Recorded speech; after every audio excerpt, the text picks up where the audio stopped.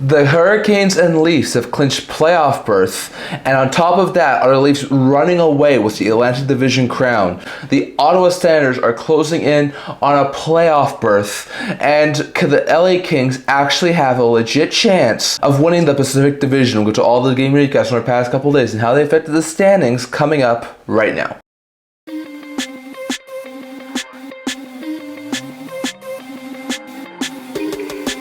Hello everyone, welcome back to another video here at the End-to-End Hockey channel. Now before we begin this video, don't forget to like this video and subscribe down below. Thank you for all of your support. I would never be able to do this without all of you guys. So if you haven't already, don't forget to subscribe button down below. It really does help with my channel, and we're on the road to 500 subscribers. And also don't forget to leave a comment down in the comment section below. I would love to hear your guys' thoughts on all that was discussed here today. So in today's video, we've got another game recap video that saw a lot of standing shiftments. So we'll get to the game recap portion first. We saw 5 games happen over on Wednesday and 9 happen over on Thursday, so we'll get to all those games here. So first, we saw the Carolina Hurricanes open up a big 4-goal lead, and a battle between the two top teams in the Metro Division. Carolina would destroy Washington 5-1. As the Hurricanes have won 3 straight, 12-14, and they improved to 46-24-4. Well, the Capitals have lost 4 of 5, and they fall to 48-18-9. So Capitals still have a very healthy lead for top spot in the Metro, but maybe the Hurricanes can still catch them. For Carolina, with this win, they also clinch a playoff berth. Blake scored twice. Jarvis had a goal and an assist. Gostisbehere had 2 assists. Walker and Stankoven both also scored for the Hurricanes in the win, with Anderson stopping 20-21 shots he faced. So really all-around great performance from Carolina. While Ovechkin, who's now only 3 goals away from passing Gretzky for the goal-scoring title, was the 1 goal scorer for the Capitals in the loss. It was an intriguing game there, and Ovechkin gets closer, but it was the Hurricanes to come away with the victory.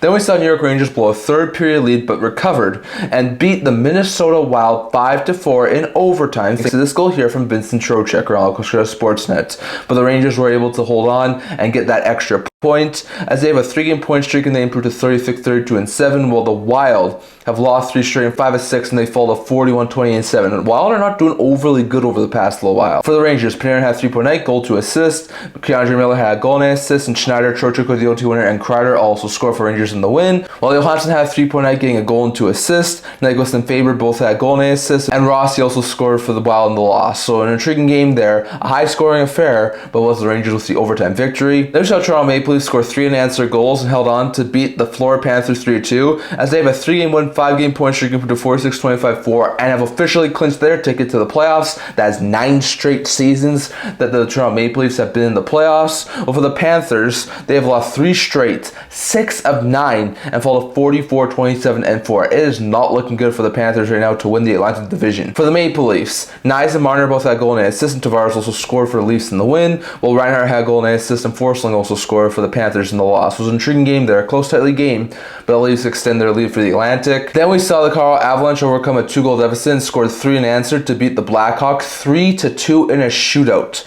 as the Avalanche have won 5 of 7 and improved to 46-26-4, while the Hawks, who had a chance to win this game, have now lost 4 straight, 11 of 12, and fall 21-44-10. Not good stuff there for Chicago.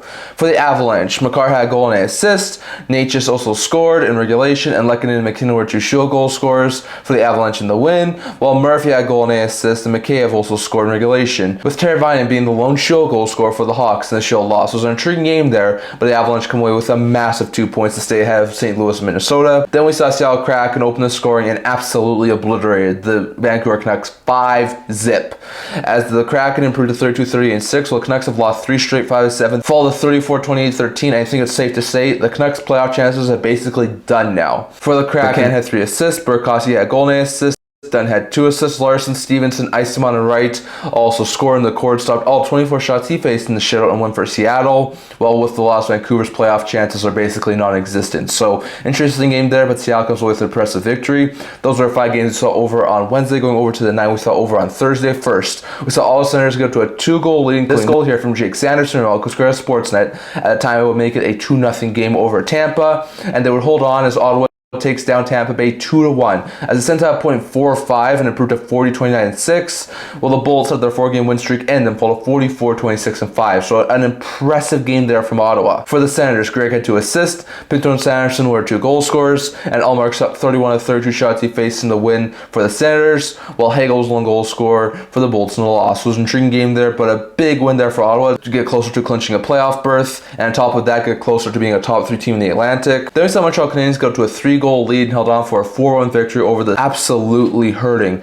Boston Bruins, as they've won 3 straight and improved to 36-30-9, while the Bruins have lost 10 straight and they fall to 30-37-9. The Bruins are looking absolutely atrocious.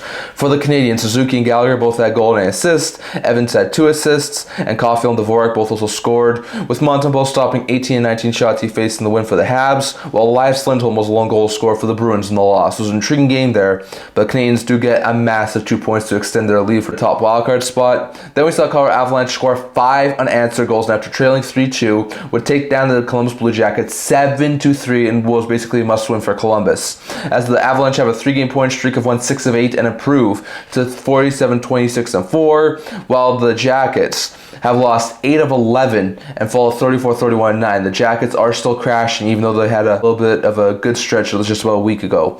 For the Avalanche, Taves, goal to assist. McKinnon, goal to assist. Makar, goal to assist. Makar has now hit the 30-goal mark as defenseman, first defenseman since Mike Green in 08-09 to do such a thing. And COL, 1 goal, his first as an Avalanche, and 2 assists. All had 3-point nights for the Avalanche. Wood had goal and assist, and Nelson and Kelly both also scored for the Avalanche in the win, while Aston Reese, Jenner, and Monahan were 3-goal scorers for the Jackets in the loss. So an intriguing game there, but that's a loss the Jackets weren't able to lose. So that's a bad loss there for Columbus. Then we saw score 5 unanswered goals and smoked Nashville 5-1.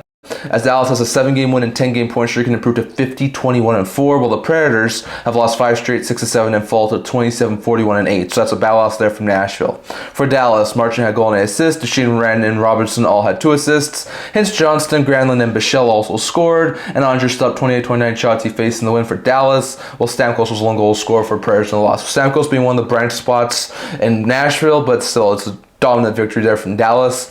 Then we saw St. Louis Blues blow a 2-goal lead, almost had their win streak end, but recovered, and thanks to goal here in overtime from Robert Thomas would keep the Blues winning streak going, as they have tied their franchise record with 11 straight wins and improved to 42-28-7, while the Penguins have lost 4 of 5 and fall to 30-34-12, and eliminations getting just that much closer for Pittsburgh. For the Blues, Neighbors scored twice. Thomas had the 0-2 winner, and Kyrie both had goal and assist, which Neighbors also scored for Blues in the win, while McGrady, first career NHL goal. Rust and Raquel all had goal and assist, and Dewar also scored for Penguins in the OT loss. It was an intriguing game there, but that's a pretty impressive victory there for St. Louis. Then we saw the LA Kings break a tie in the 3rd period and doubled up the Utah Hockey Club 4-2, as they won 3 straight, 7 of 9, and improved to 43-23-9, while the Utah Hockey Club has lost 4 of 6, have their 3-game point streak end, and fall to 34-30-12. So elimination is just that much closer for Utah, but a big win there for LA to keep their host or Pacific Division title alive.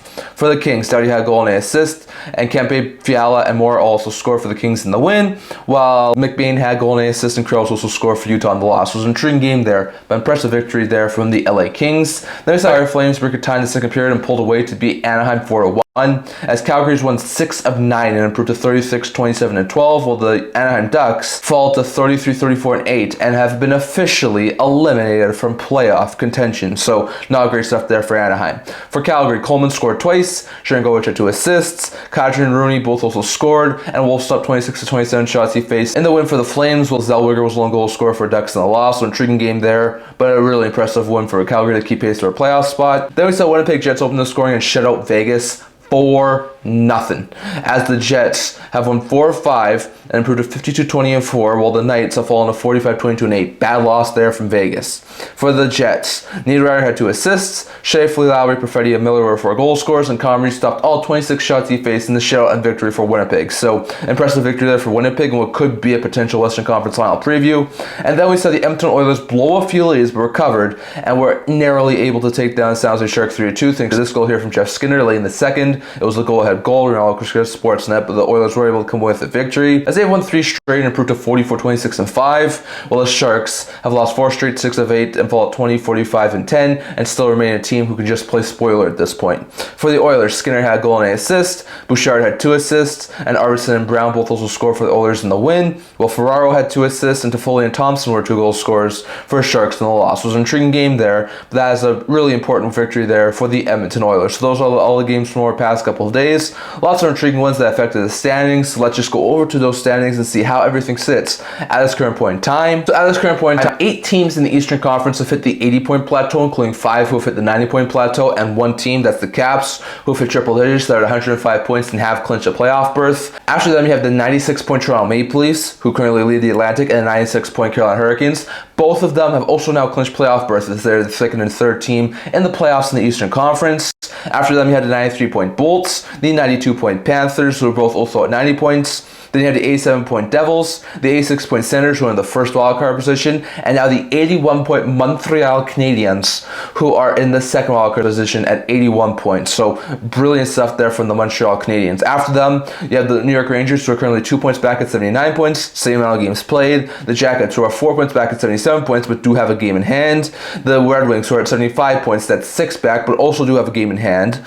The New York Islanders, who are at 74 points, 7 back, but also do have a game in hand. And then you have the Penguins, who are 9 points out, and the Flyers, who are 10 points out. So definitely still really tight in the Eastern Conference, but the Canadiens were able to stay a couple of points ahead for that last wildcard spot. Meanwhile, in the Western Conference, 7 teams have now hit the 90-point plateau, including 2 teams. That's once again the Jets and the Stars, who have hit triple digits. Jets are 108 points, Stars are 104 points, both have clinched playoff berth. Then you have the 98-point Vegas Golden Knights, who, like we said before, clinched a playoff berth. Now the 98-point Colorado Avalanche have also clinched a playoff berth, so they are the 4th team in the Western Conference who have clinched a playoff berth. Then you have 95-point LA, 93-point Edmonton, and first wildcard 91-point St. Louis, who are still in the first wildcard position. Then you have the 89-point Minnesota Wild, who are in the second wildcard position. Following them, you have the 84-point Flames, who are 5 points back with a game in hand on Minnesota. Then you have the Vancouver Canucks, who are 81 points. They are 8 points back with a game in hand on Minnesota. And Utah, who's currently 9 points out of a playoff spot, same amount of games played as Minnesota. So definitely, it still seems like the 8 teams in the Western Conference are solidified. Maybe there's an outside shot for Calgary,